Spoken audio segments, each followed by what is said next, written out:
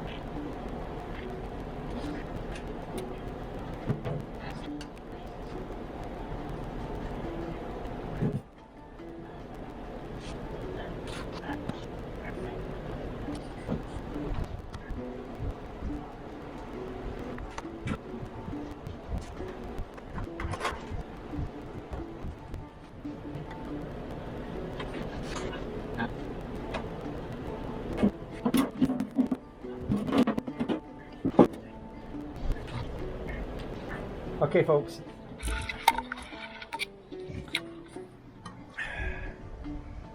Here we are under the motor with the oil pan off. This rod that you see in front of me, the one that's closest to the top of the screen, with the drop oil hanging off of it, that's the one that's got to come out. That's the one to the number 6 cylinder. 2 little 1/2-inch nuts there. I'll pop them loose and we'll push that baby right up and out, and then we'll take a look and see what's going on with that piston and that cylinder. I'm thinking there might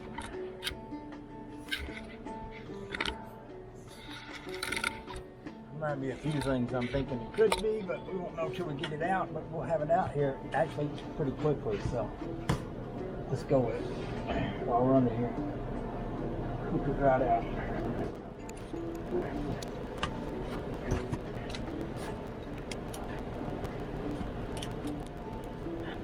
By the way, this is a pretty nice luxury to be able to get under a car like this and work up inside the oil pan without having some kind of a great big old cross member or some suspension parts in your way.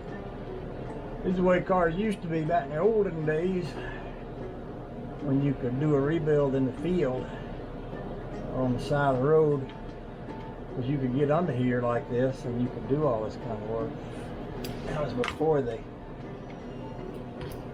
started making all that independent front suspension and stuff like that. The idea that you could knock a piston out in a couple of hours or so. I don't know how long I've been at this, but I got my car inspected this morning and came home and then,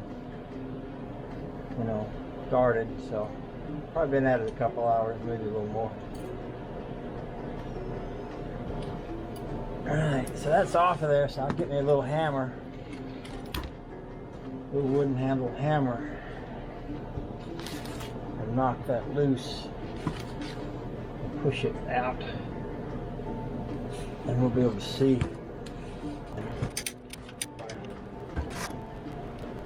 Push it out with my fingers.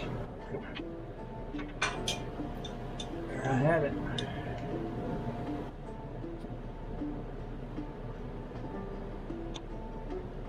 Now, I don't see a bad problem. I don't see You know, this ring gap is this way. These two ring gaps may be a little too close, but they're not together. I'm gonna go up top and look down the cylinder, but I'll probably wind up taking these rings out, running them down there and turning them crossways, seeing how that looks. That cylinder looks pretty smooth from here.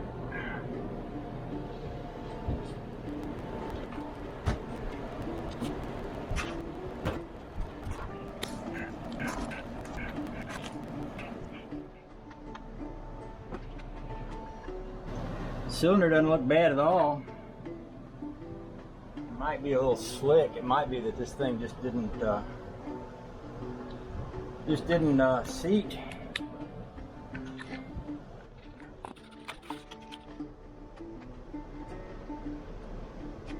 See the thing wrong with it so far, except maybe it's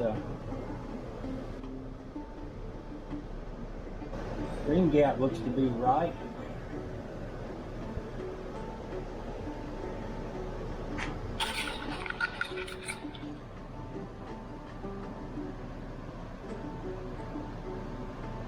I think I'll see if the parts store can get me an extra ring for that one cylinder. I'll replace those rings anyway since they've already gone in there and haven't seated. I'll go call them up and I'll be right back. Okay, I think I found my problem, and in the interest of being honest, I'm going to admit it because a lot of people won't admit when they make a mistake. I'm sort of not like that.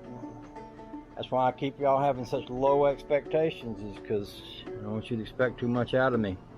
Anyway, this piston did not have these two rings that go on either side of that oil ring thingy, whatever that is. They weren't in there. So I dug a couple out of the box. I'm not even sure how I managed to do that, but I did. And we're not going to talk about that anymore. We're not going to dwell on it. We're just going to move on past that. So what I'm going to do is rehome this cylinder again, line up all my rings the way they're supposed to go, and put that right back in there and put it all back together and see what happens. And I'm debating on whether to go ahead and swap that head. I can't find any sign of a crack on it, so I'm really believing that the problem was mine. My problem. Yep, my fault. So I'm going to go ahead and accept my sin and move on beyond it. Amen and hallelujah. I have repented of my sin, and we are now moving along. Put that up here on the alternator, and you can watch me home.